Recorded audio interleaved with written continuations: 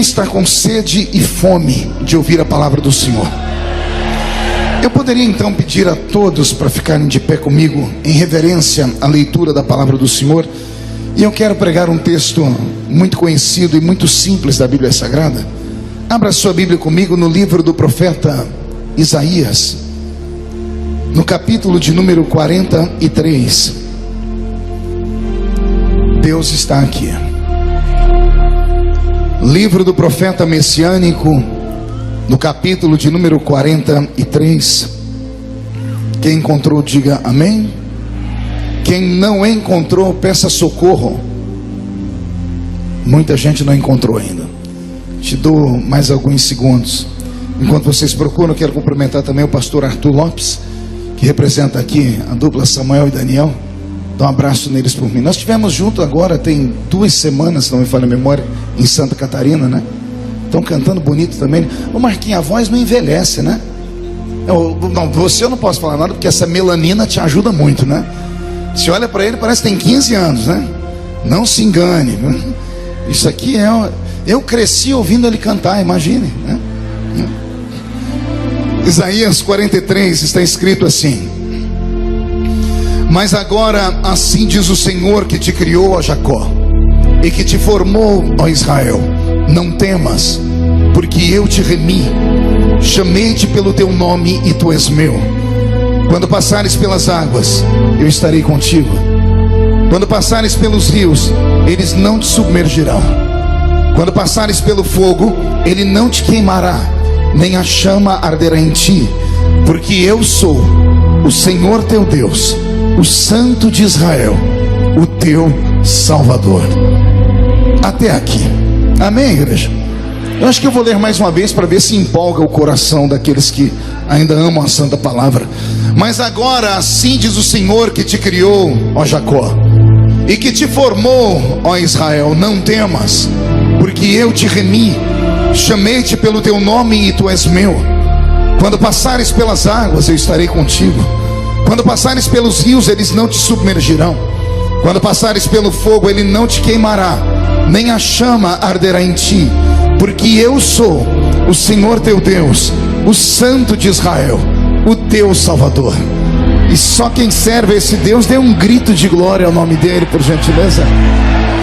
Feche a Bíblia, coloque no banco, na cadeira, e pegue na mão da pessoa mais perfumada do seu lado. Ainda dá tempo. Se você não pegar na mão de ninguém, eu vou acreditar que a pessoa do seu lado não colocou um perfume nessa noite. Vai ser constrangedor. Você pode atravessar a faixa de Gaza que te separa do irmão que está do seu lado? Isso. Muito obrigado pelo carinho. Estamos em família. Família unida vence unida. Agora aperte a mão da pessoa com um carinho até ela falar aleluia. Pentecostal que não faz barulho está com defeito de fabricação, não é? Vamos orar comigo, igreja? Pai, nós te exaltamos, nós te glorificamos, e nós entendemos que dentro de alguns minutos, e este ambiente ficará pequeno para o tamanho da glória que o Senhor vai mandar do alto dos céus para cá. Os que vieram tristes começarão a saltar de alegria. Os que vieram se arrastando não voltam se arrastando para casa. Hoje voltarão voando nas asas de um novo tempo. E antes que eu comece a ministrar a sua palavra, eu lhe faço alguns pedidos. E o primeiro é este: cerque este lugar com a sua glória, e num raio de 5 quilômetros onde houver um demônio alojado, eu dou a esses demônios segundos para sumirem daqui de Anápolis, porque se não sumirem, serão queimados pelo poder da sua glória que aqui será derramada. Rasgue os céus sobre este lugar nesta noite. Manda anjos de fogo descerem aqui, que estes anjos desçam trazendo brasas de fogo nas mãos. Comecem a esparramar estas brasas entre nós. E onde houver um crente cheio do Espírito Santo, pega ele nesta noite, Jesus, e mostra o caminho da verdadeira e poderosa adoração. Fala conosco, fica conosco, é o que eu te peço agora e sempre. E toda a igreja diz.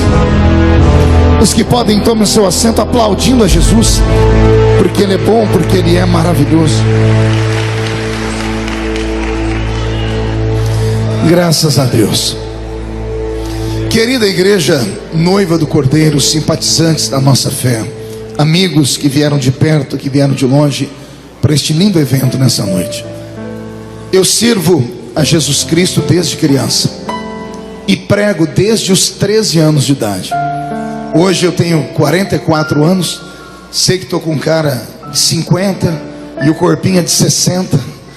E você ri porque não é você que, quando vai dormir, tem que tomar pelo menos uns 15 comprimidos para trazer a resistência e a jovialidade mais uma vez.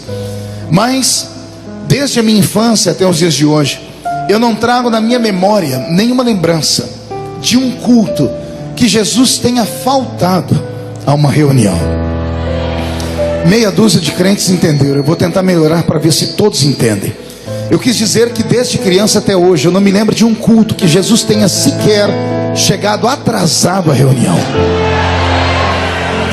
Às vezes, por motivo de força maior, somos obrigados a chegar no culto depois que ele começa. Às vezes, somos obrigados a ir embora antes do culto terminar. Mas Jesus nunca fez isso. Ele sempre chega quando o primeiro crente chega, e ele só vai embora quando o último crente vai embora. Salvo, é claro, quando ele não encontra aquela meia dúzia de crentes que eu não sei se tem em Anápolis, aquela meia dúzia de crentes maluquinhos que amam emendar o culto numa vigília. Porque se ele encontrar os vigileiros, ele fica com eles até o sol raiar.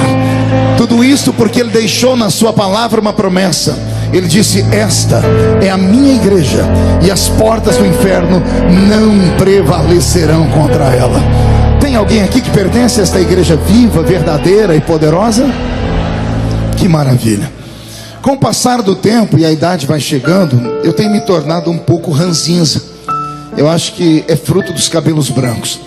Então, para que eu não seja indecoroso ou falte com a educação aqui nessa noite, eu quero fazer alguns pedidos de antemão e gostaria muito que vocês me acatassem. O primeiro pedido é que ninguém mais se locomovesse aqui dentro, que ninguém mais andasse, a não ser, é claro, que você esteja com uma diarreia daquelas que não tem Imosec que resolva, né? Que não dá tempo nem de falar Jesus, você acaba falando Genésio.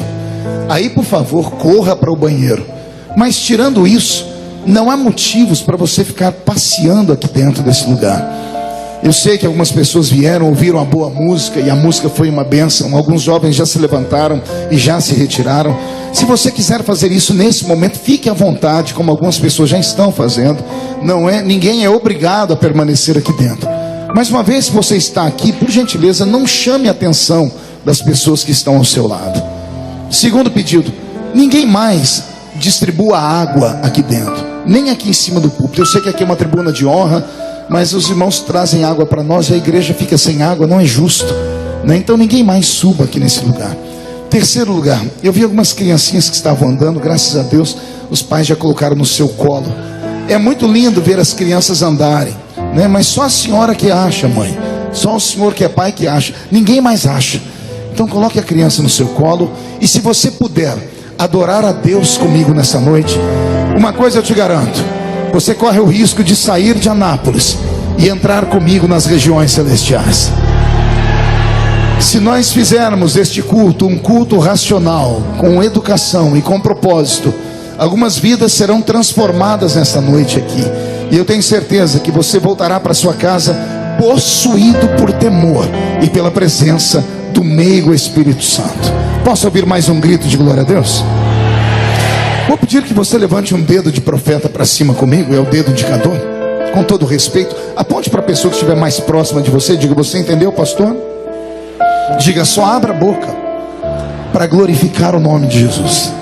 Amém?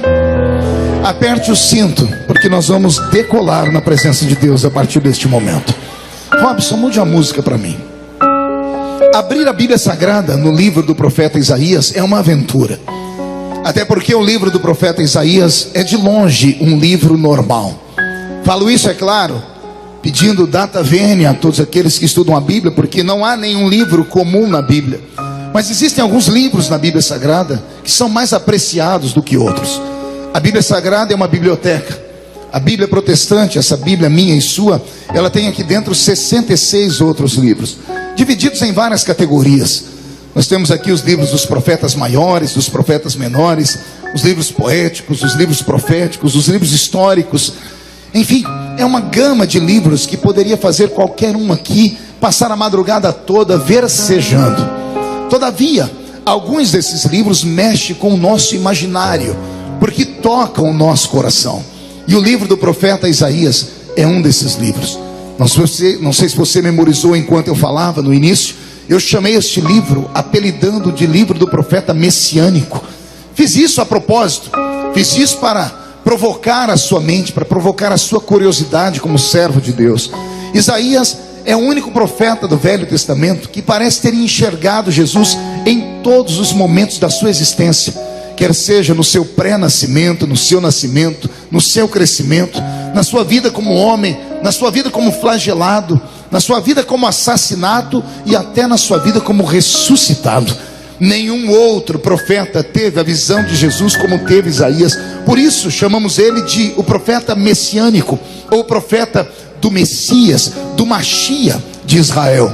É Isaías quem contempla Jesus antes do seu nascimento, quando ele libera aquela profecia que mais parece um poema: eis que uma virgem conceberá e dará à luz a um filho, e colocarão nele o nome de Emanuel, que significa Deus conosco.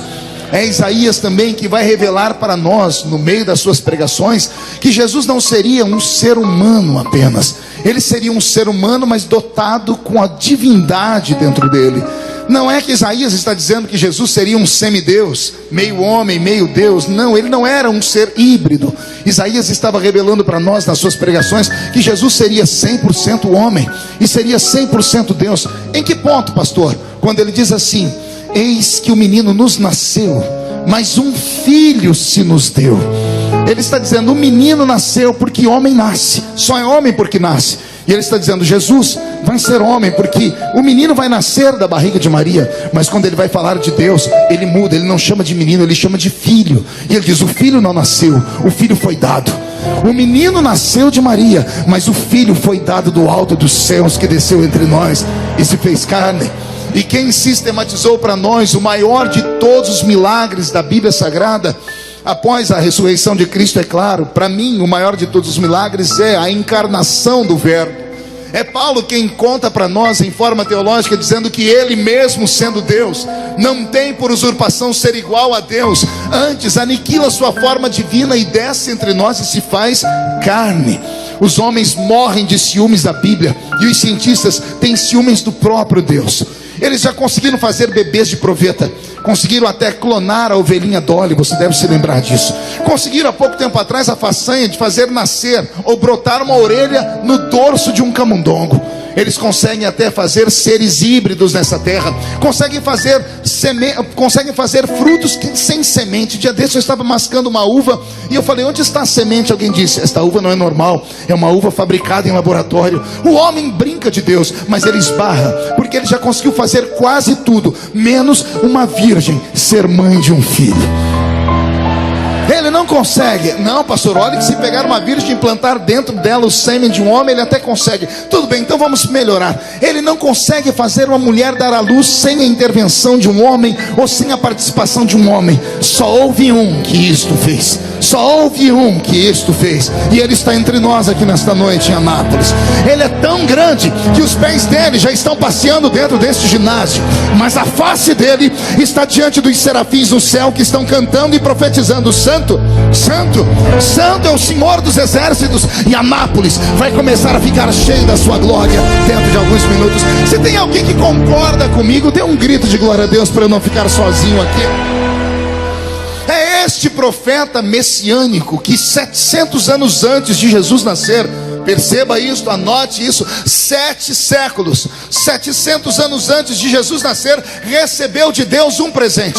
Recebeu uma luneta telescópica, invisível e espiritual, que ao ser colocada nos olhos fez ele enxergar o futuro, e o futuro fez ele ter esperança. A visão do futuro fez com que o próprio ministério de Isaías mudasse. Eu disse que fez com que o ministério de Isaías acontecesse o quê? Não ouvi? 1, 2, 3? Pergunte por quê. Só falo se todo mundo perguntar. Quem conhece o livro do profeta Isaías sabe que não bastasse ter tanta peculiaridade, Isaías é o único profeta que Deus tira do meio da aristocracia judaica. Todos os demais profetas saíram do meio do povão. Todos os demais profetas tinham sangue de matuto na veia. Se você pegar Amós, estava ele em cima de um cavalo, ou em cima de um boi. Era amansador de burro bravo. Deus viu ele torcer o pescoço de um touro pelo chifre, jogar o boi no chão.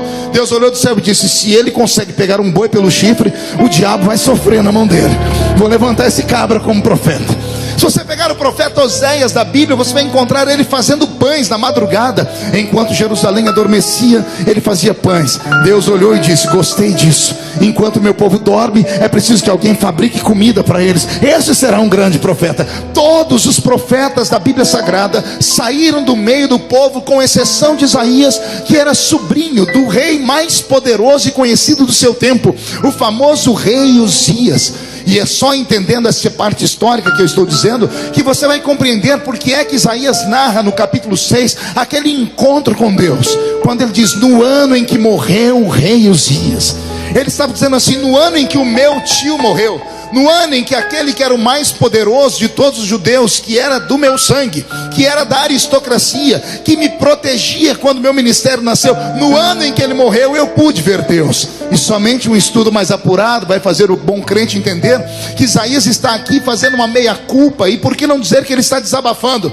Porque quem conhece o livro do profeta Isaías vai se lembrar que do primeiro capítulo até o capítulo 6, ele pega o dedo de profeta e, de maneira quase que arrogante, ele aponta o dedo no nariz de todo mundo, dizendo: ai de ti, ai dos que bebem, ai dos que idolatram, ai dos que fazem o bem ter nome de mal, ai daqueles que adoram imagens, ai daqueles que pecam. O primeiro capítulo, segundo, terceiro, quarto e quinto do livro de Isaías é uma série de profecias violentas, profecias que tocam na dignidade do ser humano, e não há nenhum meia-culpa, não há nenhum apontamento de cura. Isaías enfia o dedo na ferida das pessoas e mostra para elas que elas não prestam, que elas não valem nada.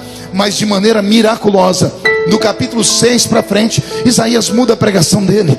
Ele parou de apontar o dedo para todo mundo e começou agora a apontar o dedo para ele mesmo, porque ele começou a dizer assim: agora ai de mim, porque vou perecendo. Por que foi que ele apontou o dedo para ele? Porque Isaías teve um ministério, como eu disse, o único que nasceu no meio dos ricos. E por ter nascido no meio dos ricos e ter um tio tão poderoso, ele não tinha que prestar conta com ninguém, ele não tinha que ter medo de ninguém. Todos os profetas da Bíblia que foram anteriores a ele, e alguns depois dele, foram martirizados, porque ninguém gosta de ouvir um profeta na sua essência completa. As pessoas querem ouvir as coisas boas, mas o profeta não é apenas profeta de coisas boas, ele é profeta de verdades. E as verdades às vezes machucam. E todos os profetas contemporâneos de Isaías, por exemplo, como o próprio Jeremias, como Ezequiel, tiveram suas vidas atormentadas. Isaías era alguém temido, e as pessoas não temiam ele por ser Isaías, temiam o tio dele que estava por trás dele. Mas como Deus é um grande Deus, Deus permitiu que o tio de Isaías morresse. E no dia em que o tio dele morreu, parece que o brilho do fervor e da glória do rei Uzias desapareceu. E Isaías começou a contemplar que ele não poderia esperar dos homens o ajuda, ele não poderia esperar que os homens o protegessem, mas sim aquele que o chamou para a sua grande missão. No dia em que o tio dele morreu, ele reconheceu que ele não era nada e não era ninguém, e somente a mão de Deus poderia fazer com que ele ficasse vivo. Oxalá aconteça isso conosco nessa noite. Oxalá isso aconteça com essa tribuna nesta noite. Enquanto nós olhamos para os homens e esperamos que os homens nos protejam, acabamos ficando arrogantes e tocamos na vida de todas as pessoas e julgamos as pessoas pela roupa, pelo cabelo, pela maquiagem, pela cultura, por onde moram, por onde deixam de morar, pelo que pensam, pela filosofia, enfim, julgamos as pessoas. Mas quando passamos a depender de Deus, nós olhamos para todas as pessoas e percebemos que somos todos iguais. A mesma matéria que te fez foi a mesma matéria que me fez. E não é porque eu estou em uma tribuna que eu sou maior do que você, pelo contrário, a Bíblia diz que aquele a quem mais é dado, mais é cobrado. Que nesta noite todos nós entendamos que aqui não existe nenhuma nomenclatura maior do que a de servo. E todos os que estão aqui porque foram salvos pelo mesmo sangue que eu fui. E aquele sangue que me salvou, que me mudou e que me deu uma vocação, pode nesta noite marcar a sua vida e te dar uma vocação também. Mas é claro, você tem que desejar e buscar. Quem compreendeu, diga: eu entendi isso aí, pastor. É o rei Uzias que morre, e é Isaías que se encontra com Deus dentro do santuário. E após se encontrar com Deus, Deus muda o seu ministério. E o homem que só apontava pecado para as pessoas começa a falar de tempos de vitória. Ele que só dizia: você vai pecar, se você pecar vai cair em um buraco e não vai se levantar mais, começa a dizer assim: Deus também é Deus de promessas, e Ele faz promessas vitoriosas. E ele começa a dizer: chegará um tempo que Israel vai entrar numa terra que vão beber mel, vão beber leite, vão comer da terra e não vão ter que pagar nenhum centavo.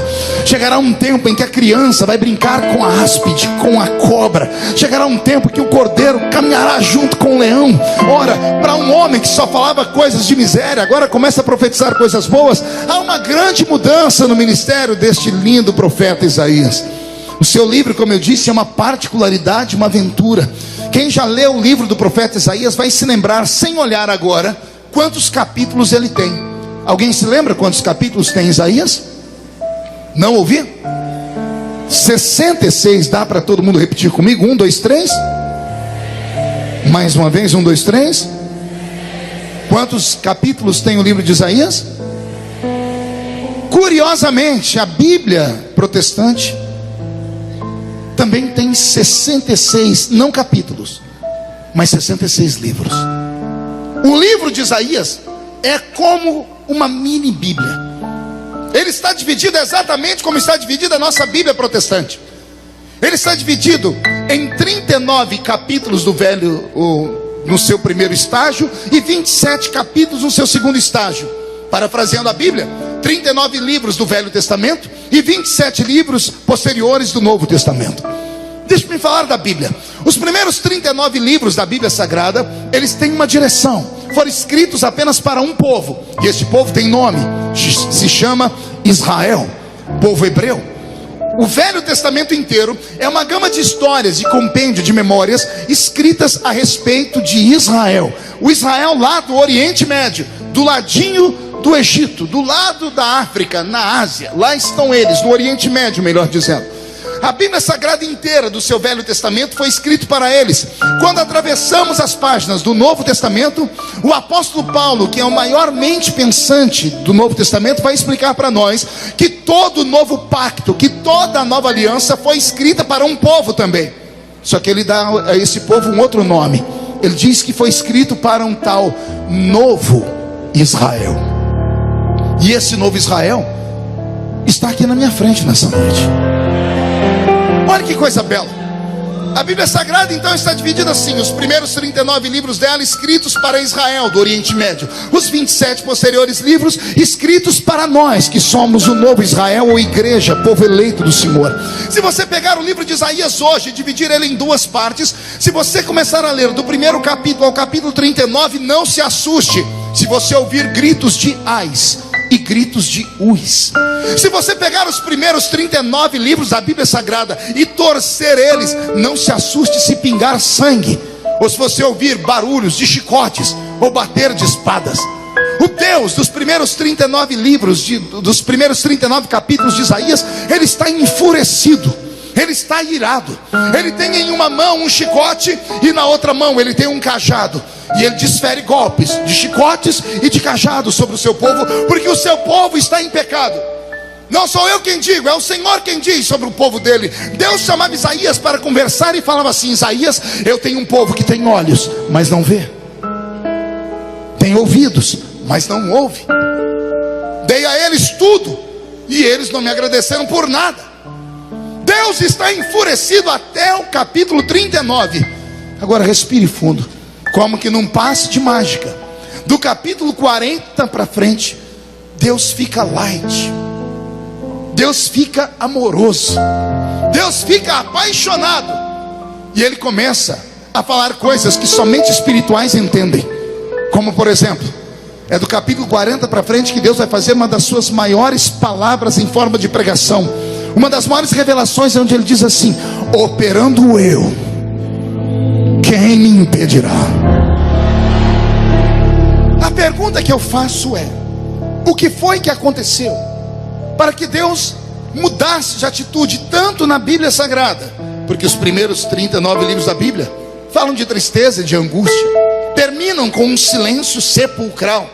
Quem já leu o livro de Malaquias sabe o que eu estou dizendo, sabe o que vem pela frente, até chegarmos em Mateus. Nós temos 400 anos de silêncio, 400 anos onde Deus não fala com o homem, onde não se levanta mais a nuvem, a Shekinah de Deus, onde o anjo do Senhor desaparece da história, onde a forma teofânica, ou seja, Deus caminhando na terra em forma de anjo, simplesmente deixa de existir, onde profetas não são mais ouvidos. O Velho Testamento termina com um silêncio de Deus, porque Deus estava entristecido, estava irado. Mas de repente, o Novo Testamento começa com um grito de Deus. O grito de Deus está na boca de um homem que sai do meio da península do Sinai, magro, cabelo desgrenhado, barba comprida. Sua dieta era a base de gafanhoto e mel silvestre, sua roupa era feita de pelo de animal, e ele entra como boca de Deus gritando: arrependei-vos, porque é chegado o reino de Deus sobre a terra. Então Deus começa a abrir a sua voz. Então, como eu estava dizendo para vocês, Isaías não é só um livro, Isaías é uma mini Bíblia. Estude Isaías quando você tiver um tempo. Se deleite nos livros, nas histórias que Isaías escreve. E se puder, se emocione com o capítulo 53, quando ele fala sobre a Páscoa, quando ele fala sobre o Cristo que foi morto, mas que ressuscitou e está à direita de Deus Pai, olhando para nós aqui nesta noite. Posso ouvir mais um grito de glória a Deus? Então eu tenho aqui uma notícia boa para vocês. Deus poderia ter me inspirado nesta noite a pregar em qualquer um dos primeiros 39 capítulos do livro de Isaías, e eu não teria medo algum de pregar, até porque sou assembleiano e prego há muito tempo. E se tem uma coisa que eu tenho, é a vontade de falar a verdade a qualquer momento, doa quem doer, custe o que custar. E já passei do tempo de ter que dar explicações sobre o que eu prego ou não prego. A minha barba está ficando branca, mas a bondade de Deus com Anápolis é tão grande que o Senhor falou no meu ouvido: filho, não, deixe os primeiros 39 livros para outro dia, os primeiros 39 capítulos para outro dia. Eu quero que você pregue na segunda parte. Eu quero que você comece pelo capítulo 40 e vá até o 43, porque no capítulo 43 eu tenho um presente para o povo que vai te ouvir. Eu tenho uma palavra revelada de promessas, promessas que vão mexer com a sua alma nesta noite. E só para eu ter certeza que estou no lugar perfeito e falando para as pessoas corretas, tem alguém aqui dentro que tem alguma promessa de Deus na sua vida que ainda não se cumpriu e gostaria que se cumprisse bem rápido? Levante a mão para eu ver, levante a mão. Então, por favor, chacoalhe essa mão direita para o céu, coloque a mão no ombro de quem está à sua direita, com carinho e respeito. Agarre a pessoa para mim, por favor. Isso, se a pessoa reclamar, fala: o médico mandou não contrariar o pastor Marco, que ele está ficando velho. Agarrou, chacoalha a pessoa até ela ficar irritada. Irrita ela, tira ela do lugar, não, mas com vontade, chacoalha ela e diga assim: Deus te trouxe aqui para isso. Sacode ela com mais força, sacode. Diga: foi para isso que Deus te trouxe aqui. Deus te trouxe hoje aqui para sacudir a sua fé, para sacudir as promessas na sua vida, para sacudir o seu casamento, o seu ministério, para sacudir a sua história. E se tem alguém que concorda comigo, não dê um grito de glória a Deus agora, não. Dê um berro de glória a Deus nesse lugar.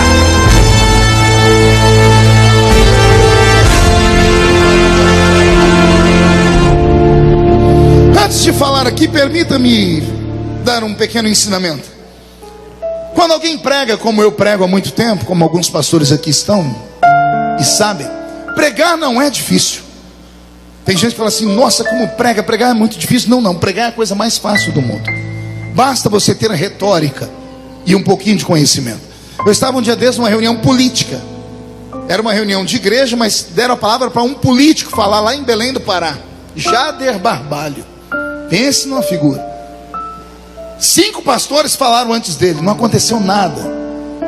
Aí o Jader Barbalho pegou o microfone e disse: eu estava vindo no meu avião, vendo todo o sofrimento que eu e minha família estamos passando, e Deus falou comigo.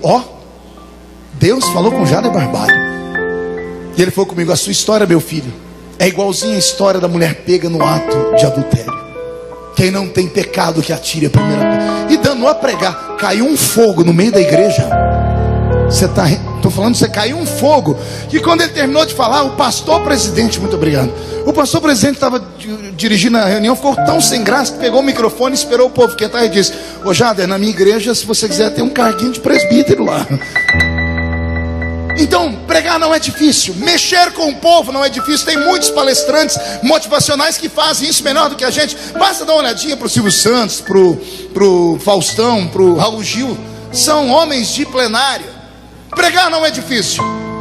Difícil é colocar o povo em atitude de adorar. Isso é difícil. Tem uma palavra que eu tenho ensinado pelo mundo inteiro. Isso aqui hoje não parece, mas é uma igreja. Pelo menos ouvi um amém por aí. Vou repetir. Isso aqui não tem aparência, mas é uma igreja nessa noite. O ambiente foi consagrado, os pastores vieram, nós cantamos, louvamos. Isso aqui se tornou uma igreja. E entrar na igreja, em qualquer uma que seja, não é difícil. Qualquer um entra. Todos que estão aqui entraram dentro da igreja. E para entrar na igreja, como eu disse, é tão fácil que até cachorro entra. Basta ver a porta da igreja aberta. Agora, quer ver? Difícil é entrar no culto. Aí é difícil. Entrar no culto não é fácil. Entrar no culto é um malabarismo espiritual. É você começar a perceber que o que Paulo pregou é verdade e nós quase não alcançamos. Paulo disse assim: vocês começam o culto na terra, mas quando o culto decola, vocês saem da terra e entram nas regiões celestiais. Paulo diz: quando vocês se agrupam, uns têm cânticos, outros têm salmos e outros têm testemunhos, e aí vocês entram nas regiões celestiais. Para alguns crentes aqui nesta noite, estamos em Anápolis ainda, mas ainda bem que tem uma meia dúzia que sabe que, como eu, não estamos mais em Anápolis. Nós já saímos da terra e estamos nas regiões celestiais. E se estamos nas regiões celestiais, eu tenho que te dar uma revelação: só existe culto congregacional na terra. Só existe culto de multidão na terra. Diante de Deus não há culto congregacional, há culto pessoal. Na terra, no culto congregacional, eu estou aqui vendo centenas de pessoas sentadas em poltronas e arquibancadas. Mas onde Deus está neste exato momento, só existe 2 assentos. Um é o dele e o outro é o seu. Não, você não entendeu, eu vou desenhar. Nas regiões celestiais, Deus não está vendo esta multidão. Ele está sentado em um trono e na frente dele está sentado você. E ele está te olhando. Ele está te olhando. E eu sei que um engraçadinho vai falar assim: ele está me olhando porque ele não faz nada, pastor. Porque isso aqui é culto. E se é culto, quem tem que dar culto é você, não é ele. Nós prestamos culto e ele recebe o culto. Se você ficar me olhando o culto inteiro com essa cara fechada, parecendo que foi batizado num pote de vinagre, você não vai sair de Anápolis nunca. Se ficar mais 10 minutos nesse culto com essa boca travada, segura aí, essa boca de aço, essa língua de ferro, esse queixo de concreto, você vai sair daqui com raiva, porque eu vou começar a te provocar. Ficar num culto como esse, com esse olho seco, parecendo olho de sapo que morreu no dia de enchente, não te leva a nada. Mas se você abrir a sua boca, erguer a sua mão para o céu, abrir a sua alma e começar a dizer: fala comigo, Deus.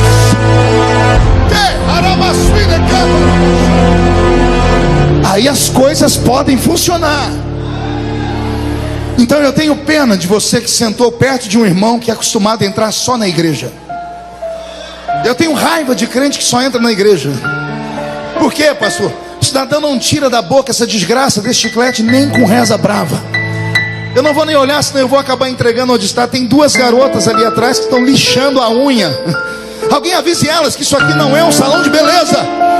Tem casaizinhos aqui dentro, um passando a mão na costa do outro, o rapaz indo no ouvido da garota, sabe Deus falando o quê? Se você quer ir para o motel, vá agora, mas não fique aqui, porque aqui não é lugar disso. Aqui é lugar de buscarmos Deus. Eu vim aqui para ser o profeta sobre a sua vida. Se alguém quer receber uma profecia, me ajude a abrir o céu. Me ajude a abrir o céu.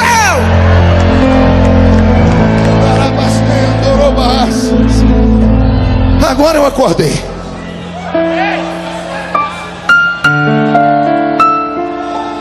No capítulo 43 do livro de Isaías, há uma revelação linda, mas só pode entender quem é espiritual.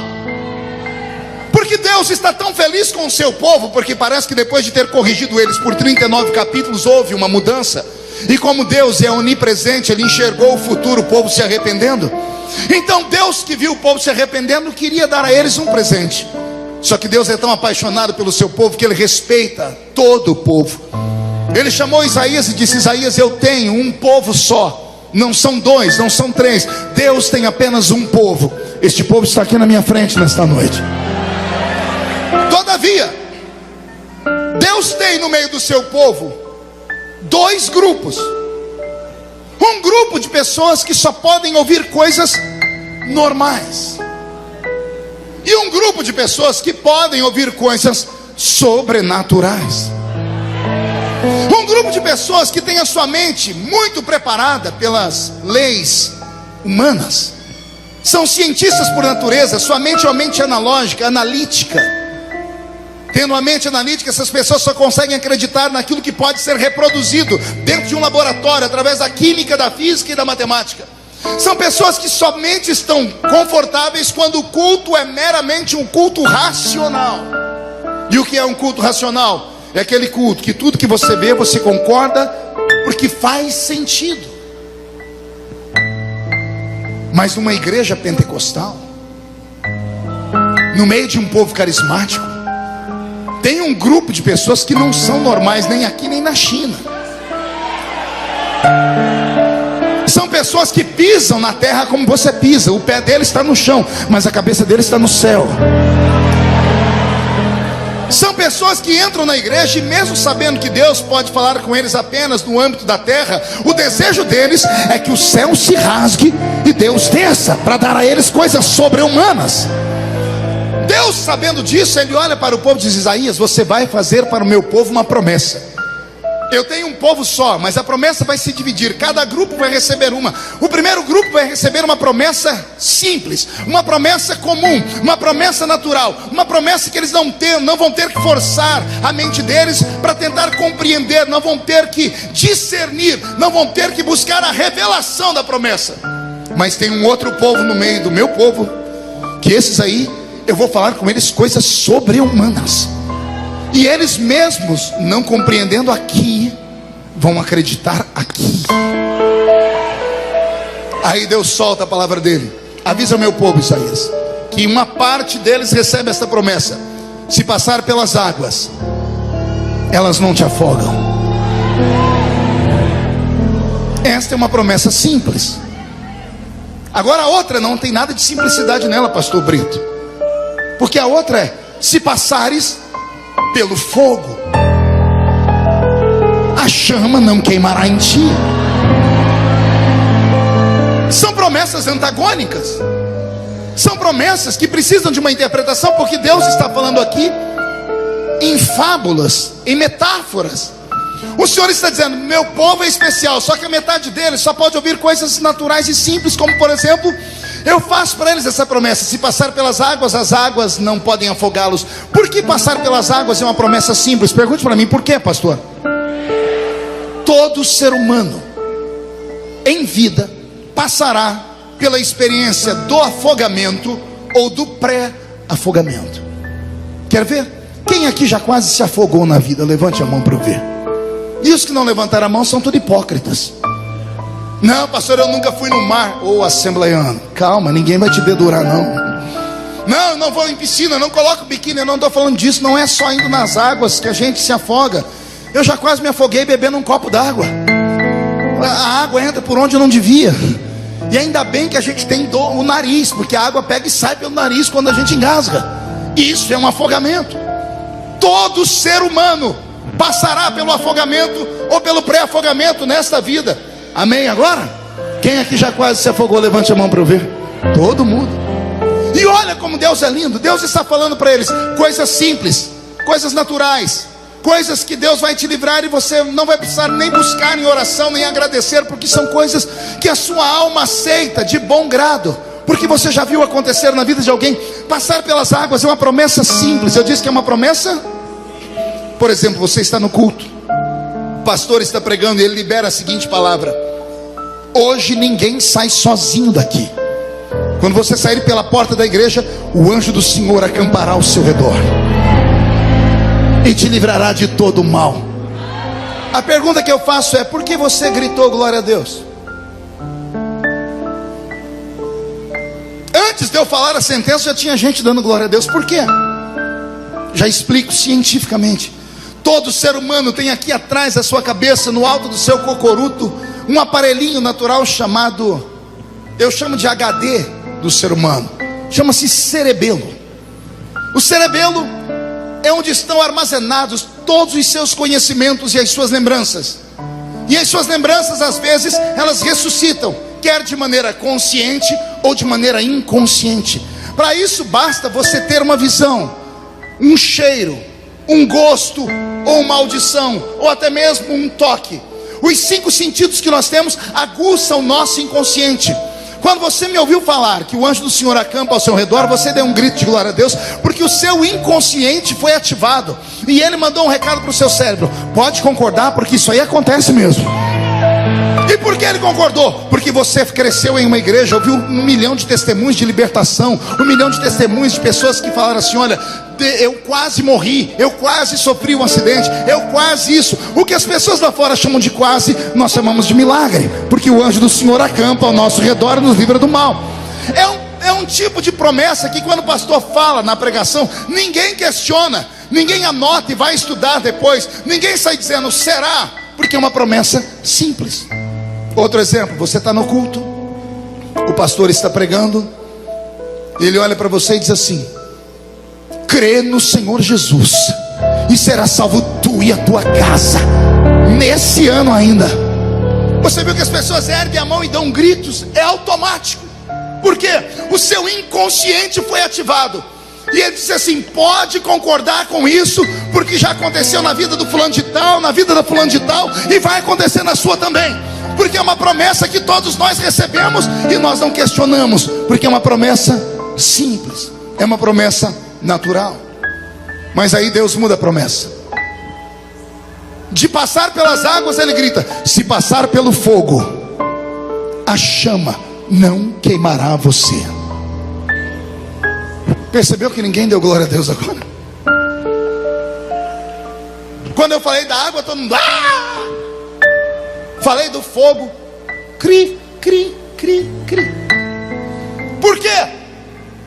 Porque o seu inconsciente, ao ser ativado, não encontrou memórias.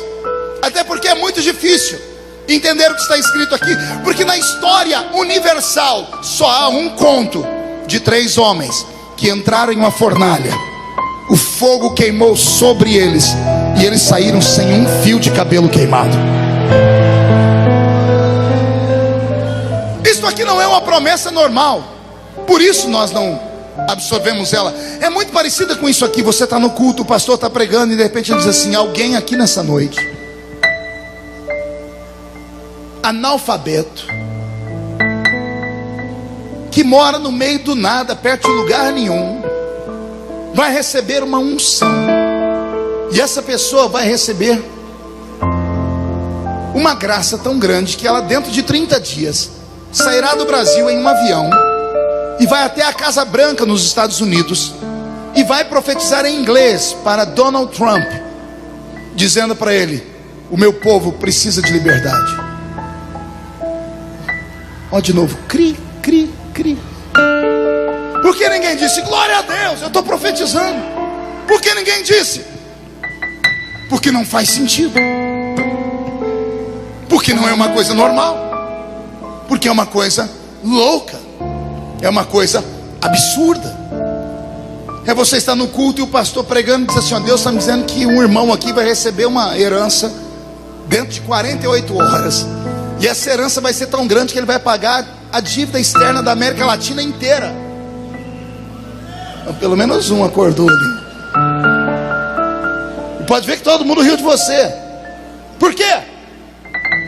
Porque são promessas absurdas e loucas. São promessas que não podem ser compreendidas com a mente. São promessas que só podem ser absorvidas com a alma. Aos normais, peço perdão. Vim pregar para os loucos nessa noite. Vim falar só com homens e mulheres que têm promessas loucas na vida, e que por algum motivo no meio desses últimos anos você desacreditou nelas, porque a sua mente racional diz: é impossível, não vai acontecer, não vai acontecer. O Senhor me trouxe hoje aqui só para te dar a seguinte palavra: não sou homem para mentir, não sou filho do homem para me arrepender daquilo que falo. Se eu falei, comece a se preparar, porque eu vou criar a situação para que a promessa seja cumprida na sua vida. Alguém compreendeu? Diga glória a Deus. Robson, mude a música. Eu estava pregando na Igreja Batista da Lagoinha. Foi um grandioso culto. Quando eu estou lá fora, na hora de ir embora vendendo os meus materiais. Chegou um mineiro perto de mim, mas era um mineiro muito matuto. Tem algum mineiro aqui? Essa raça tem no mundo inteiro. Eu estava pregando em Nagoya, dia desses no Japão, e eu perguntei, tem algum mineiro aqui? Não é que levantou um dos olhos rasgados? Ô pastor, eu sou mineiro. Mas você é mineiro que jeito? Eu sou Nisei, Sansei, não sei, um negócio desse aí. Achei um mineiro em Nagoya, no Japão. Eu terminei de pregar, estou lá vendendo meu material. Chegou esse mineiro matuto perto de mim. Ele deu uma olhada para mim e disse assim: ô pastor, eu senti de te dar um presente. E eu falei: eu senti de receber, me dê logo. Ele enfiou a mão numa sacolinha de plástico, tirou uma caixa de paçoquinha embrulhada. Eu já catei uma paçoquinha, desembrulhei, comecei a comer. E eu falei no idioma de Minas, né? Disse: ô trem bom, sou. Estou comendo a paçoquinha e o mineiro deu golpe. Ô pastor, o senhor pode orar por mim? Esperto, né? Falei: depois da paçoquinha eu faço qualquer coisa por você. Falei: você quer que eu ore por quê? Ele falou: então pastor, ontem à noite eu fui numa vigília e eu enfiei a paçoquinha na boca para não ter uma crise de riso. E ele repetiu: e lá na vigília, aí eu falei: desculpa, onde foi que você foi? Foi numa vigília. Para mim era vigília, eu nunca tinha conhecido vigília, era a primeira. Eu falei: e daí? E daí, pastor? Que não era vigília normal, não, era vigília de crente doido. Eu conheço vigília de crente doido, mas eu queria ouvir da boca dele. Disse: o que é uma vigília de crente doido, meu filho? E pastor, é aquela vigília que quando o Espírito Santo desce, parece que é o espírito do Bruce Lee, porque os crentes ficam assim, ó. Eu falei: ô glória, eu gosto desse negócio. Eu falei: e daí? Foi: ih pastor, lá pelas tantas, pastor, levantou um profeta doido. Eu também conheço profeta doido, de vigília de crente doido, mas eu queria ouvir da boca dele. Disse: o que é um profeta doido, meu filho? Foi: ih pastor, é aqueles profetas que quando vem profetizar pra gente, pastor, quase mata a gente do coração, uai. Foi: mas por quê? Uai pastor, eu estava escorado na parede, que a casa estava cheia, e eu estava olhando para o púlpito. O senhor sabe que vigília, pastor, é igual às ondas do mar, né? Tem hora que a onda quebra na areia, faz aquela barulheira, daqui a pouco amansa, né? E a vigília estava amansada, pastor, estava um silêncio. E o profeta, em vez de vir de frente, veio de costa, pastor. Ele veio na ponta do pé, ele botou a mão no meu ombro. Eu falei: e aí que eu quase morri, pastor.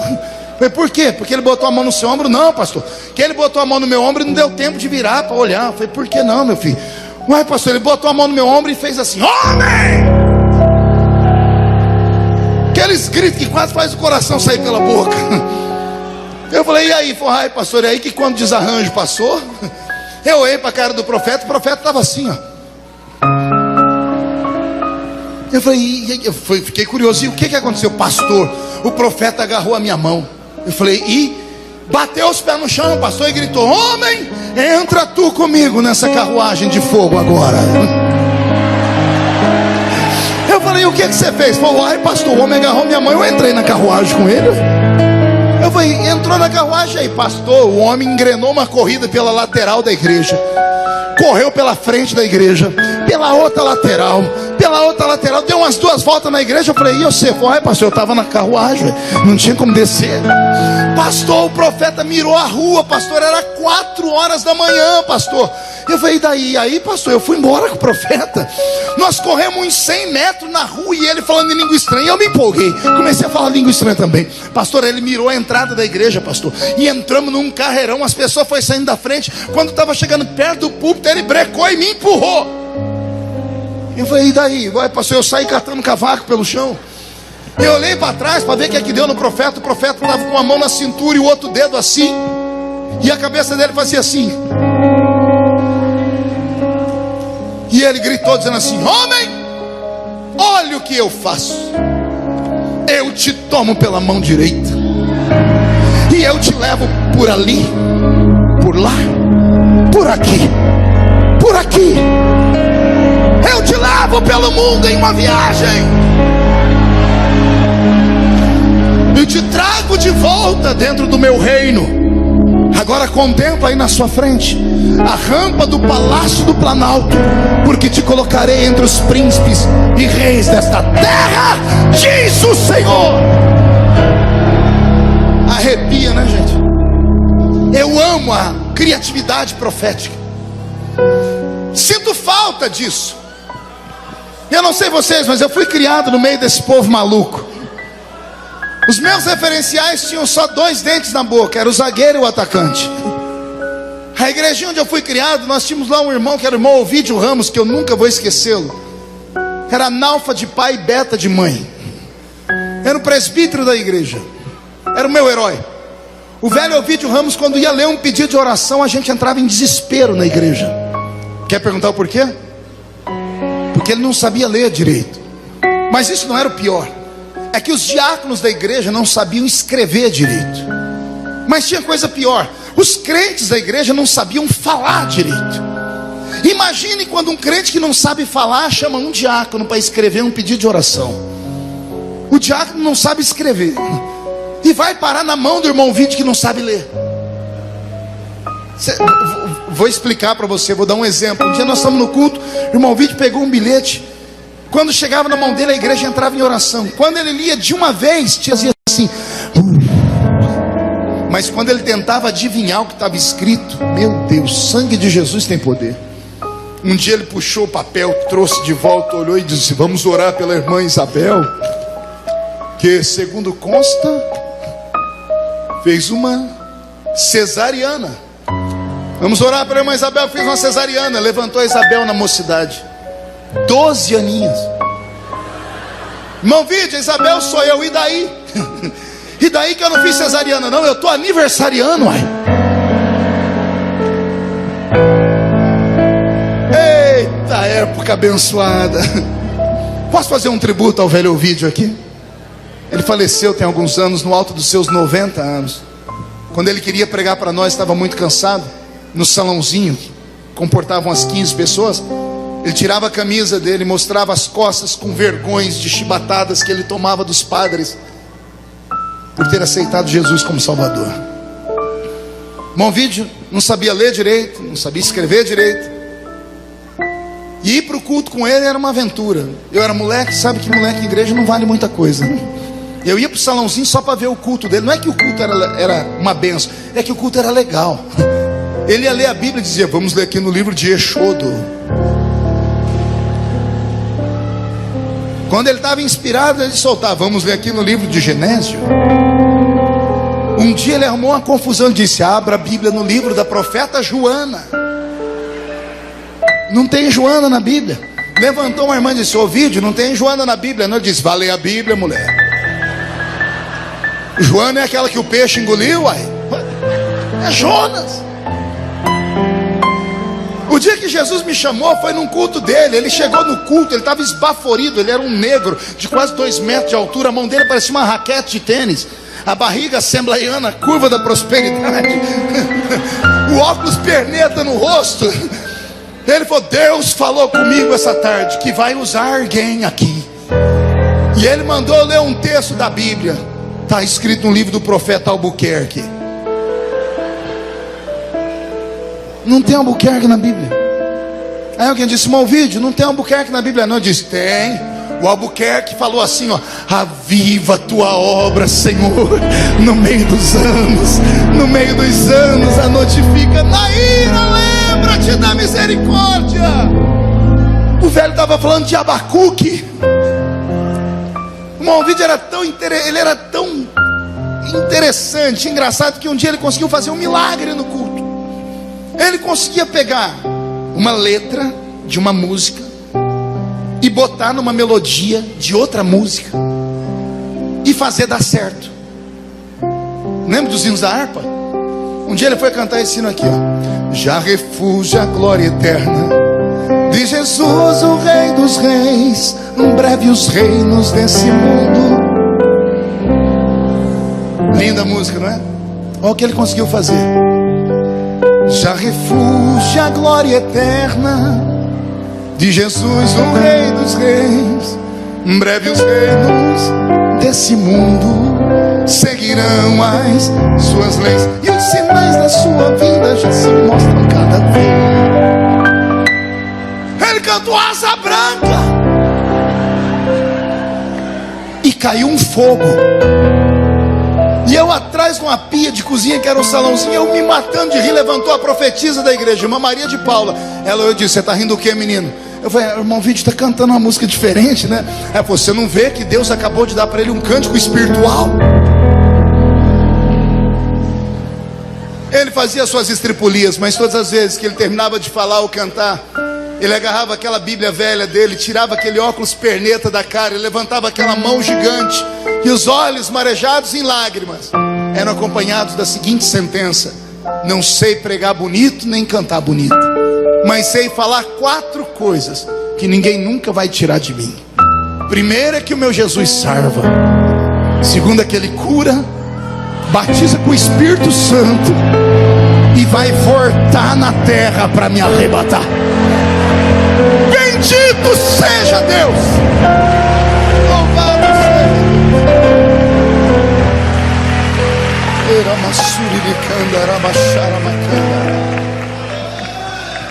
O mineiro na Batista da Lagoinha, quando me contou essa história, eu dei um glória a Deus tão grande. E ele abaixou a cabeça dele. Quando ele levantou, o sorriso tinha sumido, e os olhos dele estavam marejados em lágrimas. E ele disse: pastor, o senhor acredita mesmo nisso? E eu falei para ele: por que não acreditaria? O senhor acredita que eu vou subir a rampa, que eu vou dar a volta ao mundo? Eu disse para ele: por que não acreditaria? E ele começou a me dizer: pastor, eu não sei ler nem escrever. Eu vendo doce nas esquinas de Belo Horizonte para levar comida e sustento para minha casa. Eu não tenho nada na vida. Como é que um dia eu posso rodear o mundo? Como é que um dia eu posso subir a rampa do Palácio do Planalto? E quando ele disse isso, eu estava muito cansado. Fim do culto a gente fica cansado. Aquilo que ele falou não desceu para o meu coração, atingiu a minha mente. E a minha mente concordou com ele. Eu disse: é verdade. Como é que um pobre, como é que um analfabeto, como é que um ser humano como esse um dia pode chegar nesse lugar que o profeta falou? Quando eu disse isso, e falo agora só para quem é espiritual, o Senhor Deus tomou os meus sentidos e desapareceu tudo na minha frente. Os meus olhos estavam abertos, mas não tinha mais nada na minha frente. Eu estava em um ambiente que não era nem escuro e nem claro. Eu comecei a tremer. E de repente do chão começou a brotar uma construção. Já viu aqueles filmes onde mostram a construção de um prédio muito rápido? Foi daquele jeito. Começou do chão, o prédio foi sendo construído. Eu fui olhando para cima, olhei lá no alto, e quando ele estava pronto, lá no alto apareceu uma placa escrito Hilton Hotel.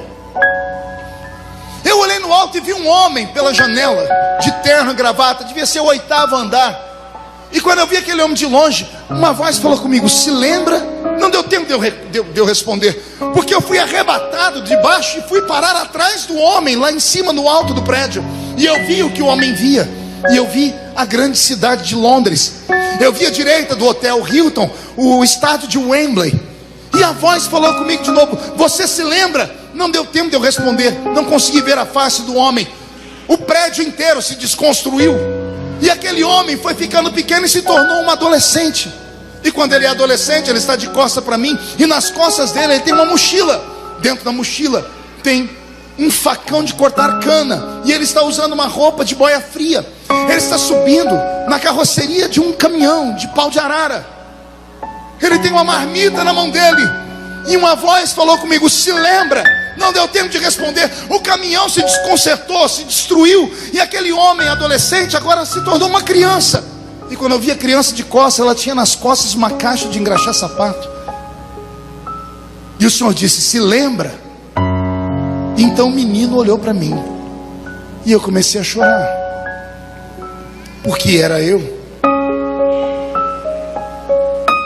O Senhor me fez lembrar de onde Ele me trouxe.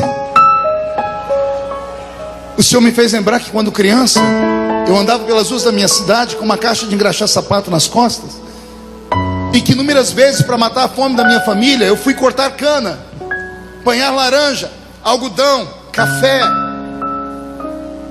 E o Senhor me fez lembrar que Ele fez promessas na minha vida, e essas promessas se cumpriram uma a uma. E aquele hotel lá em Londres é um hotel que eu fico há 10 anos, todos os anos eu sou cliente dele. O Senhor me trouxe a memória E ele deu um grito comigo dizendo: se eu fiz na sua vida, por que não posso fazer na dele? Eu voltei do transe, eu levantei ele pelo queixo e disse: menino, creia, porque se foi o meu Deus que falou com você, o Deus que fez a estéril ser mãe de filho, o Deus que pavimentou um caminho no meio do mar para Israel passar a pés enxutos, o Deus que afundou a muralha de Jericó para Israel não ser esmagado caso caísse para fora, para não perder a riqueza da cidade caso caísse para dentro, o Deus que transformou as moléculas de um machado em isopor para ela flutuar em cima das águas por causa de uma promessa, o Deus que deteve o sol e a lua para que Josué em uma noite desbaratasse todos os seus inimigos, o Deus que fez uma jumenta falar quando o profeta não queria profetizar, o Deus que fez uma virgem ser mãe do Salvador. Se foi esse Deus que falou, quem viver verá, para ver se cumprir cada uma das suas palavras.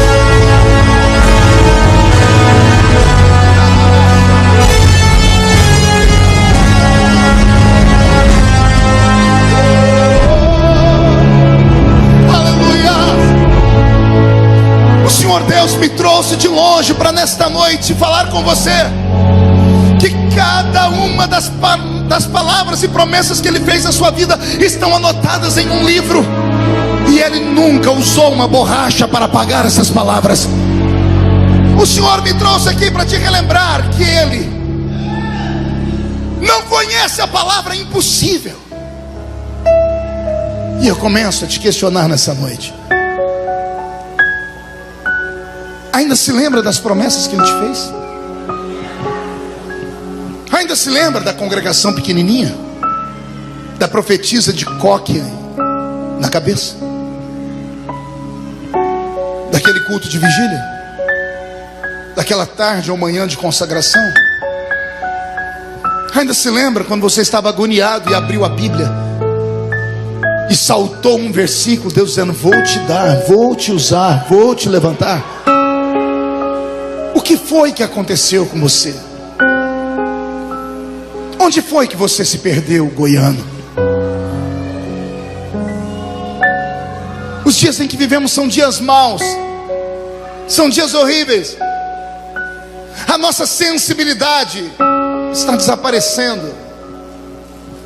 Os antigos cultos carismáticos como esses que eu desenhei aqui viraram mosca branca. E a nossa geração é uma geração preparada intelectualmente. É a geração que foi para a universidade, que foi para a escola. Possivelmente eu estou pregando aqui para doutores, doutoras, para meninos e meninas que frequentam as suas universidades, que durante a semana são obrigados a dissertar sobre filosofia. Eu prego hoje para uma igreja que está amortecida, porque deixou que os resquícios desse mundo tenebroso influenciasse nosso dia a dia cristão. Nossos filhos estão morrendo na fé. Estava aqui agora há pouco vendo, correu um menininho aqui pelo meio dessa quadra, usando a máscara do Capitão América. Achei lindinho. Mas eu me lembrei que quando éramos crianças na igreja, nós tínhamos referência. Nós sabíamos o que queríamos ser. Nós sabíamos onde queríamos chegar. Nossas filhas querem parecer a Débora Seco. Nossos meninos querem ser uma mistura de Justin Bieber com Cristiano Ronaldo. Nossos cultos perderam a unção. Estamos vivendo uma época tão fria e frígida da vida cristã, da igreja, que nós tivemos que nos adaptar à modernidade. E ao nos adaptarmos, perdemos nossas identidades. Já percebeu que nós temos mais habilidade em bater palmas no culto do que darmos glória a Deus? Não, pastor, a Bíblia diz para bater palma, eu sei. Lembra do irmão Ovidio que eu falei para vocês aqui? Um dia eu sentei com ele e falei assim: irmão Ovidio, por que nós da Assembleia de Deus não batemos palma? Hoje a gente bate, eu sou pastor presidente de um campo e nós batemos palma, mas na nossa época ninguém batia palma. E eu perguntei para ele: por que a gente não bate palma? O Ovidio olhou para o céu, olhou para mim e disse assim: nós não bate palma? Porque nós é medroso. Mas nós temos medo do que, irmão Vídeo? A gente tem medo de deixar Deus triste. Mas como, irmão Vídeo? Não está escrito para louvar o Senhor com palmas? Ele disse, tá, mas e o nosso medo? Falei, medo do que, irmão Vídeo? Marco, ele me falou, quando a gente bate palma para quem? Eu falei, é para Deus. Ele disse, você tem certeza? Eu disse, não é? Ele falou, não sei, porque a gente bate palma quando o pregador fala uma coisa bonita, quando o cantor dá um agudo ou canta uma nota linda. A gente está batendo palma para Deus ou para a atuação do pregador e do cantor? Olha a sabedoria do homem da roça. Ele disse, então como a gente tem medo, para a gente não correr o risco de bater palma aí, a palma aí para o homem, porque os homens podem receber para eles, aí acaba alguns idiotas falando que estão acima da média. Com o risco de criarmos bezerros de ouro na igreja, a gente não bate palma, a gente dá glória a Deus. E eu falei, por quê? Ele falou, porque glória a Deus não tem erro. O pregador falou bonito, cantor, você falou glória a Deus. O pregador sabe que ele não é Deus, só tem um Deus. Os anjos pegam esse glória a Deus e levam para ele. Deus é tão bondoso que a gente manda glória para cima e ele manda glória para baixo. Olha a cultura do velho. Olha a situação em que nos entramos. Um dia desse eu estava dando uma entrevista no rádio e eu fiquei desconcertado. Um irmão entrou e disse assim, como é que o senhor se sente pertencendo a uma casta de pregadores modernos que não tem unção? E deu uma raiva. Eu falei, a minha geração não tem unção não? Ele disse, não tem, pastor, desculpa. Eu disse, por quê? Ele disse, porque a minha, quando ia para os congressos, bastava o pregador saudar a igreja com a paz do Senhor e acabava o culto debaixo de Pentecoste e batismo com o Espírito Santo. E eu não pude desmenti-lo, porque eu fechei os olhos e me lembrei dos lindos congressos da minha infância, quando íamos para os ginásios em busca de Deus e vimos verdadeiros atalaias e profetas pregarem. Eram homens que pareciam que tinham a chave do céu na mão. Deus se envolvia conosco e era verdade. Só que enquanto eu concordava com ele, o Espírito do Senhor falou comigo, a diferença não está nos pregadores só, filho. Diga para ele que a diferença está na igreja também. E eu no rádio disse, o senhor tem razão, não 100%, mas o senhor tem razão, porque eu sou desse tempo também. Ele disse, por que eu não tenho 100% de razão? Eu disse, porque a igreja também mudou. Ele disse, não, a igreja vai para o culto para ouvir uma palavra. Eu disse, o problema não é ir, é em como a igreja vai para o culto. Há 30 anos atrás, ninguém ficava em casa assistindo Big Brother. Nem as novelas das 8, das 7, das 6, das 5, das 3. Há 30 anos atrás, as pessoas quando entravam na igreja, entravam respirando Deus. Ninguém sentava e jogava o corpo pesado na cadeira, cruzava as pernas, mascava o chiclete, esperava alguma coisa boa acontecer. Ninguém ficava com o celular na mão, mandando mensagem para o WhatsApp, Facebook, o culto inteiro. Não. As pessoas entravam no culto e tinham temor. Os nossos pais nos ensinavam, quando entrar nesse lugar, guarda os seus pés, porque essa terra é santa. Haviam profetas, seres sensitivos, homens e mulheres que oravam tanto, que estavam com seu ouvido afinado no diapasão do Espírito de Deus. Eram tão sensíveis que Deus dizia, vá naquela pessoa e fale com ela. E eles iam e falavam. Crentes eram arrebatados durante o culto. E eu não falo cair apenas por cair no chão. Eu falo de pessoas que iam até o terceiro céu e voltavam para contar coisas. Eu não sei vocês, mas eu ando saudosista, porque a minha geração viu e sentiu coisas que essa geração talvez nunca vá ver e nunca vá sentir, a não ser que as promessas que Deus te fez se cumpram. Você pode não acreditar no que eu estou dizendo, mas há homens e mulheres aqui dentro com quem Deus já falou cara a cara, com quem Deus disse, tem um plano, um mistério e um ministério na sua vida. Vou te levantar para a sua geração. E o que aconteceu? O que aconteceu foi que no meio da caminhada você se perdeu. Você não soube vencer as lutas, você não conseguiu atravessar as provas, porque o problema das promessas é que toda promessa passa pelo teste do tempo. Quando Deus te diz, vou te levar lá no alto, entenda. Quando Deus diz, vou te exaltar, entenda. Antes de te exaltar, Ele vai deixar alguém te humilhar. Se Deus falar, vou te colocar no topo da pirâmide, entenda que antes dele te colocar no topo da pirâmide, Ele vai agarrar a pirâmide pelo bico e vai inverter a posição dela e vai colocar ela para baixo e transformar ela em uma cisterna. E então Ele vai te levar à cisterna para depois te colocar no trono. O problema é que Deus falou que ia te dar, ia fazer, você acreditou naquele momento, mas se perdeu depois. Teve a infelicidade de congregar com alguém que eu chamo de coveiro de igreja. Gente que está na igreja há há uma década, há 2 décadas, 3 décadas, que nunca cresceram na fé. E quando viram você sonhar e acreditar, foram no seu ouvido e sopraram: desacredita, isso não vai acontecer. Isso aí é passado. Pois eu estou aqui para dizer para você que Deus não mudou. Você pode não acreditar no que eu estou dizendo, mas eu já não estou vendo mais homens e mulheres aqui. Eu vejo brasas de fogo. Umas estão incandescendo, outras estão quase se apagando, mas todos são brasas de fogo. E eu não posso acender a sua brasa, mas posso ajudar a soprar sobre ela, para ela encandecer. Por isso eu estou aqui dando a você um pouquinho de fé. Estou aqui para dizer para você que se você tem uma promessa de Deus, receba esta palavra: você está imortalizado até que esta promessa se cumpra na sua vida.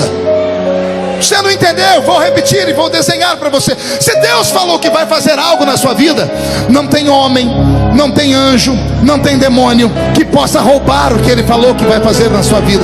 Se Deus prometeu que vai te dar, vai te levar, vai cumprir, vai fazer, não tem homem na terra, não tem anjo no céu, demônio no inferno, não tem Zé Pilintra, Zé Pilantra, Chucaveira, Tranca-Rua, Preto Velho, não tem obra de feitiçaria, não tem macho, não tem fêmea, não tem governo, não tem cidade, não tem lei, não tem juiz, não tem ninguém que impeça a Deus de fazer o que Ele disse que iria fazer na sua vida. Não tem. As pessoas me vêm pregar há 30 anos e falam para mim: como é que o senhor aguenta? Você sabe a vida que Deus me deu? Além de ser pastor, eu sou político. E de vez em quando as lutas vêm para cima de mim, as lutas vêm com força. E com tudo que acontece comigo vai para o mundo inteiro, porque eu me tornei uma pessoa conhecida no mundo todo. E o diabo tem gana, tem sede. E todas as vezes que vem uma luta, já tenho amigos que me chamam de Highlander. Ó, que treva. Uns pastores, você é o nosso Highlander. Eu nem sabia o que era isso, tive que procurar. Parece que é um tal de imortal. Mas eles não estavam errados, porque quem tem promessa de Deus é imortal. Pergunte por quê? Porque Deus não mente. Pergunte por quê? Porque Jesus disse: passa o céu, passa a terra, mas as minhas palavras não passam jamais. Se há uma promessa de Deus sobre a sua vida, exploda nessa noite. Se há uma promessa de Deus na sua vida, agarre o diabo pelo chifre, esfregue a cara dele no chão, chuta ele para o inferno, porque ninguém pode destruir aquele que tem uma chamada e uma promessa de Deus na sua vida. Dia desse eu estou passando lá pelo plenário, tinha uns 30 deputados, todo mundo tremendo, morrendo de medo. Foi antes da lista, agora já estão quase sepultados. Foi antes da lista do Faquin. Eles me viram passar, me chamaram: ô pastor, o senhor pode vir aqui? Cheguei neles, me colocaram na rodinha e disseram: pastor, o senhor pode fazer uma reza brava para nós? Eu disse: vou fazer uma reza brava agora. Dá as mãos todo mundo aí. E fiz uma oração daquelas de fogo. Terminei de orar, eles estão lá limpando os olhos. Uns dizendo: nossa, estou tudo arrepiado. O que é isso, pastor? Arrepia tudo a gente. Aí um olhou para mim e falou: ô pastor, o seu santo é muito forte, né? Eu disse: você nem sabe como. Aí um falou assim para mim: pastor, ensina nós a ter o corpo fechado. Linguagem de ímpio é triste, né? Só ensina nós a ter o corpo fechado. Eu disse: ensino, vai na minha igreja. Mas por que lá? Porque lá Deus vai levantar um profeta. e vai profetizar alguma coisa para vocês, vai fazer uma promessa, porque aí quando Deus fizer uma promessa, o seu corpo fica fechado como o meu. Foi como assim, pastor? Disse, sabe por que eu não caio?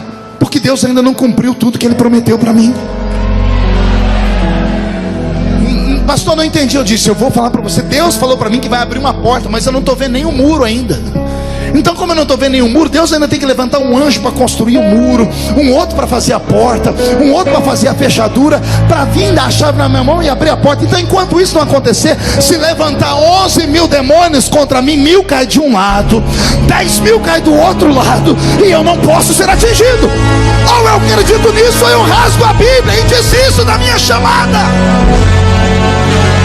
Deixa eu fazer uma pergunta. Quem aqui tem uma promessa, mas é promessa com P maiúsculo ainda? Levante a mão para eu ver. Então, por favor, murcha a barriga, estufe o peito e bate no peito até fazer barulho. Olhe para essa pessoa do seu lado e diga, se você não acredita, diga, é problema seu. Grita comigo, Satanás, sai da minha frente, porque eu tenho promessa. Quem tem promessa, reage.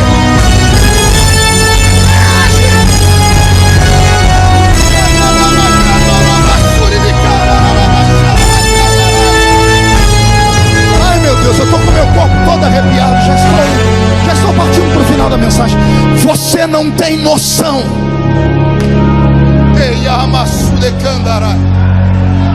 Você não tem noção do que o seu Deus é capaz de fazer para cumprir o que Ele te prometeu. Vou repetir. Você não tem ideia do que Deus é capaz de fazer para que a palavra dele não caia por terra. Você não tem noção. Tem um homem na Bíblia que tem uma promessa. Pergunte qual é a promessa. Vai ser pai. Deus fez a promessa quando ele era um garotão de 75 anos. Agora ele tem 100 anos. Fez bodas de prata a promessa. E ele está andando no meio da estrada. O cajado que ele usava antigamente para cuidar das ovelhas, ele usa de bengala agora. A Bíblia diz que Deus veio em cima de Abraão e parou em cima dele, que Abraão caiu de joelhos e pôs o rosto na terra. E Deus disse, Abraão, dentro de um tempo, Sara, tua mulher, dará à luz a um filho. A Bíblia diz que Abraão teve uma crise de riso. Ele riu muito. Ele podia rir. Um velho de 100 anos pode rir. Eu imagino Deus olhando e dizendo, você está rindo do quê? Posso falar, Senhor? Fala, Abraão. Senhor, a gente é amigo há 25 anos. O Senhor não precisa provar mais nada para mim. É impossível. Por que é impossível, Abraão? Senhor, dá uma olhadinha aqui no garotão. Artrite, artrose, osteoporose, reumatismo, catarata, flacidez, flatulência. As veias estão saltitando pelas pernas. Os dentes estão amarelados e tortos. As minhas cãs estão brancas. Entendeu, Senhor? Não tem mais virilidade. E o Senhor acha que eu estou ruim? Vai lá em casa. Vem a minha véia. Senhor, pergunta para mim quantos anos tem a minha namorada. Quantos anos tem a sua namorada, Abraão? 90. Bagaceira. Aí Deus disse assim, Abraão, pois eu vou te dar um filho, mas eu quero um sacrifício antes. Me dá um sacrifício? O Senhor é meu amigo. É o sacrifício mais esquisito da Bíblia. Porque Abraão está tão velho que ele não dá conta de pegar um animal inteiro e colocar no altar. A Bíblia diz que ele despedaçou o animal. Olha o velho de 100 anos vindo para cá, pegando um pedacinho do animal, vindo para cá, colocando aqui. A Bíblia diz que ele demorou tanto nesse sacrifício que as aves de rapina, os urubus, começaram a voar em cima do altar. E ele então começou a enxotar as aves e cuidar do altar. Só que ele estava tão velho, e ele fez tanto esforço no sol do deserto, que a glicose de Abraão abaixou. Ele teve um devaneio. Ele desmaiou. Antes de desmaiar, ele teve uma visão. Ele disse que viu uma brasa de fogo passar para cá e um vento para lá. E ele caiu no chão. Quando ele voltou em si, já era de noite.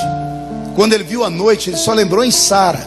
Marido casado com mulher brava sabe o problema que é. Abraão levantou, catou o seu cajado e pá para casa. Quem conta a história agora é a tradição dos hebreus em um romance. Diz a tradição que quando Abraão chegou em casa naquela madrugada e abriu a tenda, quando ele viu o corpo de Sara iluminado por um menorá, ele foi descobrir o corpo dela para deitar do lado dela, e ele tomou um susto, porque ele olhou para a cama e tinha uma menina de 18 anos. E a menina acordou, e quando ela viu ele, ela gritou: quem é você? E ele disse: quem é você? Ela disse: sai daqui que eu vou chamar o meu marido. Ela disse: sai o senhor daqui, sai você daí que eu vou chamar a minha mulher. Quem é o seu marido? Diz: Abraão. Mas eu sou Abraão. Não é não, porque o meu marido tem 100 anos de idade, você tem uns 25. Quer dizer, a minha mulher tem 90. Qual é o seu nome? É Sara. Não, você não é Sara, eu sou Sara. E daqui a pouco começa o flerte. Abraão? Sara? Sara? Abraão? O que aconteceu, meu marido? Eu estava lá no meio do deserto e o meu amigo me visitou. Lembra da promessa? 25 anos atrás, ele falou que chegou a hora. E eu falei que a gente não dava mais conta. Então ele, como não pode mentir, quebrou a lei da existência e rejuvenesceu meu corpo, e rejuvenesceu o seu também. Pastor, isso é conversa fiada. Não é, leia a Bíblia depois do capítulo 15 ao 17 de Gênesis. Você vai ver que depois desse encontro com Sara, Abraão saiu de lua de mel. Ele tem 100 anos, ela tem 90. Quando ele está no meio do caminho, ele falou: meu amor, se alguém perguntar o que você é minha, diz que você é minha irmã, porque você está muito bonita. Alô? Quem é que vai cobiçar uma velha de 90 anos? Só se for um asilo. Você não sabe o que Deus é capaz de fazer para cumprir o que Ele te prometeu. Você não tem noção do que Deus está fazendo nesta hora. Eu não estou aqui só para contar uma história. Eu não estou aqui para brincar com os seus sentimentos. Eu estou aqui como profeta do Deus vivo, porque está chegando a hora de Deus mudar a sua história. Deus vai virar a sua vida de cabeça para baixo. Alguém acredita nisso? Dá um grito, dá um berro aí, me ajuda, pelo amor de Deus. Deus tem nas mãos o poder de fazer o impossível acontecer. E eu encerro aqui. Tem um homem no lombo de um cavalo. Ele está onde? E ele está perseguindo seus inimigos. Ele não dá conta, porque os inimigos têm cavalos árabes correndo. Então ele olha para o céu e diz: Deus, amanhã eu continuo a peleja. E Deus abre o céu e diz para ele assim: eu entrego o inimigo na sua mão hoje. Pelo menos um deu glória aí. Vou falar de novo. O homem de Deus disse: Senhor, vamos continuar a peleja amanhã. E Deus disse: eu entrego o inimigo na sua mão hoje. O homem sentou no lombo do cavalo, passou um pregão pelo povo e perseguiu o povo inimigo. Só que como ele estava correndo contra o tempo, ele olhou lá na frente no horizonte e viu a lua se levantar. Ele olhou por trás do ombro dele e viu o sol se pôr. Ele parou o cavalo e disse: Senhor, como eu disse, a gente continua a peleja amanhã. E Deus disse: eu falei que entrego o inimigo na sua mão, que dia? Eu imagino ele parando o cavalo e dizendo: então o senhor vai ter que dar um jeito aí, porque o meu cavalo não é coruja, nem morcego, não tem um radar na cabeça, não enxerga no escuro. E olha a lua nascendo lá, olha o sol se escondendo lá. Tira o olhar da terra, tenta enxergar Deus lá em cima do céu, sentado no trono, olhando para baixo. Os serafins tudo aqui atrás cantando santo, santo, um olhando para a cara do outro dizendo assim: santo, santo. Como que dizendo: e agora, o que Deus vai fazer?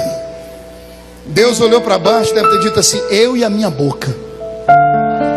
Eu falei que entrego o inimigo na mão deles hoje, só que está ficando de noite, eles não vão conseguir perseguir eles à noite. Eu vou ter que fazer esse dia crescer. Aí Deus fica de pé no trono dele. Exatamente o que Deus está fazendo agora no céu. Se você não acredita nisso, é problema seu. Deus, quando vai fazer alguma coisa tremenda, Ele fica de pé no céu. Ele olha a pessoa, Ele marca a vida dela, Ele escreve a história dela em livros. Deus olhou para baixo. Eu vou te dar as duas visões, a visão de Josué e vou te dar a visão científica. Na visão de Josué, um homem que nasceu milhares de anos antes de nós, que não conhecia nada de ciências, ele diz que o sol parou. Os ateus vão dizer para nós que isso é a grande mentira da Bíblia, porque o sol não para, porque o sol não se move. Josué não conhecia o sistema heliocêntrico criado no século XV por Copérnico. Foi Copérnico que entendeu que o sol é o centro da nossa galáxia. Estamos num sistema heliocêntrico, o sol está parado e a Terra é o terceiro planeta que gira ao redor do sol, apoiado por outros 6 planetas, ou por outros 8 planetas, fazendo um total de 9 planetas que giram ao redor do sol. Ele não sabia nada disso, então para ele o sol parou de verdade. Então na mente de Josué aconteceu isso aqui. Deus colocou uma mão debaixo do sol e a outra em cima da lua, e falou assim: Josué, vê aí se está bom a iluminação.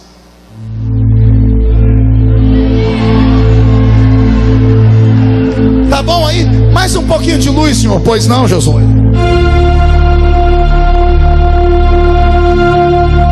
Isso é a visão do homem. Agora respire fundo. Deixa eu te dar a visão científica. Essa é louca. Eu li um livro chamado Universo em uma Casca de Nós, daquele cientista britânico Stephen Hawking, que detém hoje o direito de cátedra da cadeira de Albert Einstein, o homem mais inteligente do mundo. Ele diz que o universo é um corpo que cresce, está em expansão desde o Big Bang. Ele diz que o universo é um corpo que cresce, e tudo que cresce, cresce no sentido horário ao girar. Ao girar no sentido horário, diz ele, tudo que cresce no sentido horário não pode retroceder. Ele diz que se o universo estagnar agora e retroceder 1 milímetro, o universo inteiro implode e tudo que foi criado se desfaz. Quando a Bíblia Sagrada fala desse milagre, ela deixa para nós uma lacuna sobre o que aconteceu com o universo. Pergunte por quê.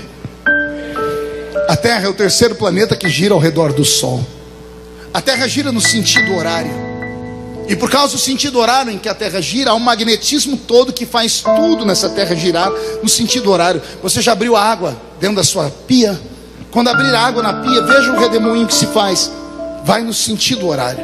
Só há um lugar no mundo onde a Terra gira ao contrário, que é no Marco Zero, que está no Amapá, por causa da gravidade que existe naquele ambiente, por causa do magnetismo daquele polo. Mas tudo gira no sentido horário. A Terra gira no sentido horário, e com ela os planetas que estão ao redor do Sol. Há um magnetismo e uma distância perfeita entre um planeta e outro.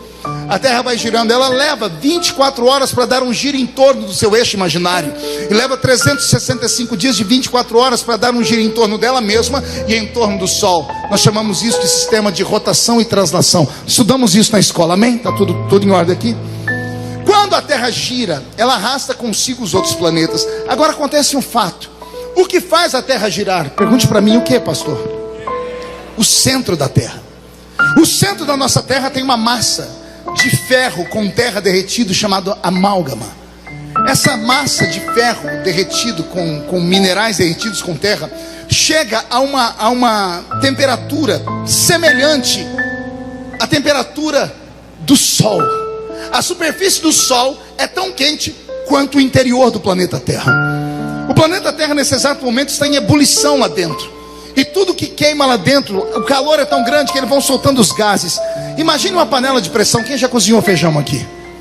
Quando está cozinhando feijão e a panela pega pressão, aquela tampinha começa a rodear e apitar. Se não tem aquela tampinha, aquela válvula, o que acontece com a panela? Explode. A Terra não explode porque existem sulcos dentro dela. Os gases vão saindo e vão entrando pelas paredes de rocha, pelas terras, e esses gases que saem formam os lençóis freáticos que existem no subsolo, a água que existe no subsolo da Terra. É esta água que vai dar vida à raiz das plantas, e são as plantas que durante o dia vão liberar para os seres humanos o oxigênio, e à noite o gás carbônico, perfazendo o sistema de fotossíntese que nós também conhecemos. Ou seja, o universo todo está alicerçado. Tudo é uma engrenagem. Se quebrar uma engrenagem, o universo inteiro se desfaz. Até aqui tudo bem? A parte mais forte: a Terra gira numa velocidade incrível. Há alguém que diga que a Terra chega a girar quase 7.000 quilômetros por segundo. Nós não percebemos esse giro porque somos extremamente pequenos pelo tamanho da terra. E é exatamente este giro que nos atrai à terra, que nós chamamos de gravidade. Tudo que você joga para cima cai no chão, é atraído à terra por causa desse giro gigantesco. Amém até aqui? Então pessoal, a terra está girando, ela gira no nosso relógio 24 horas para dar um giro em torno dela mesma, e 365 dias de 24 horas para dar um giro ao redor do sol. Ela arrasta tudo com ela, está tudo no sentido horário, tudo no sentido de expansão. Aí vem Deus e diz a um homem: eu entrego o inimigo na sua mão hoje. Deus colocou uma mão no eixo imaginário da terra por baixo.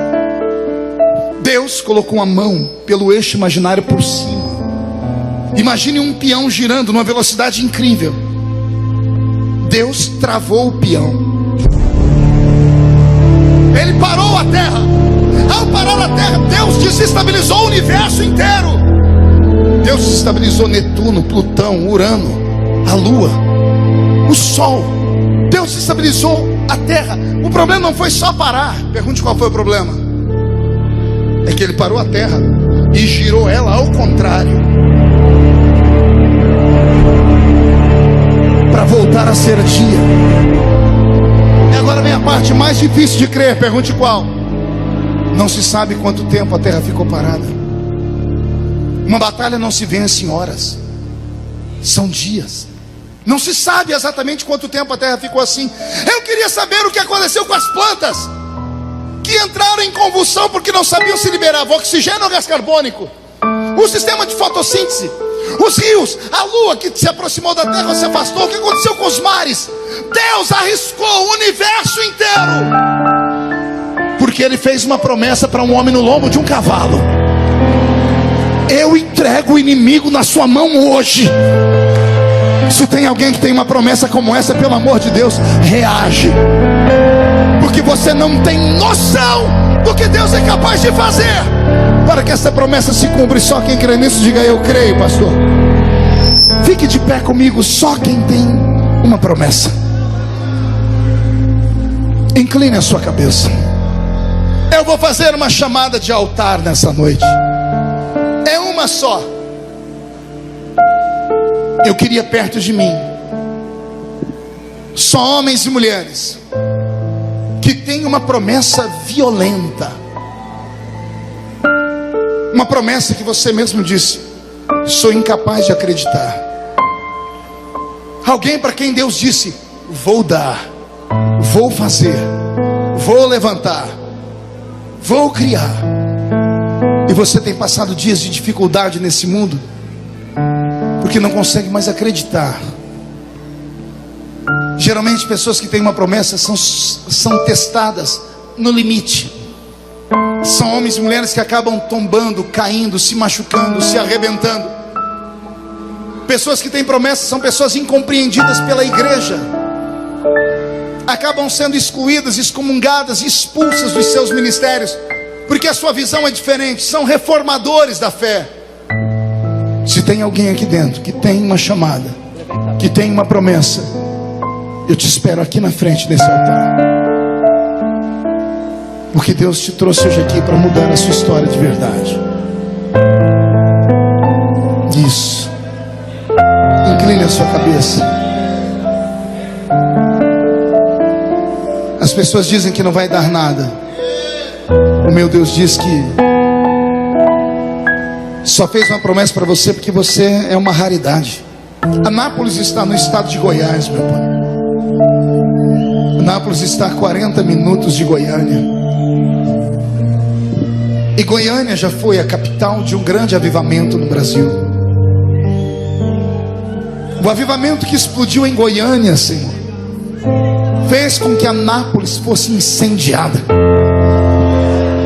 Existem dezenas de mega igrejas nessa cidade, mas o Senhor nunca se iludiu com quantidade de pessoas. Um avivamento verdadeiro vem pela qualidade dos crentes. Aqui na minha frente tem homens e mulheres que estão lutando, guerreando contra a sua carne nessa hora e buscando o Espírito, pedindo ao Senhor que abra o céu sobre eles e traga o cumprimento das promessas. Quando uma promessa não se cumpre, meu Pai, o coração do homem se enfraquece. Teve pessoas que não deram nenhum glória a Deus essa noite, e não é porque não queriam dar, é porque estão no vale da sombra da morte. Viram os seus sonhos caírem por terra, viram a sua família se perder, viram as oportunidades serem roubadas.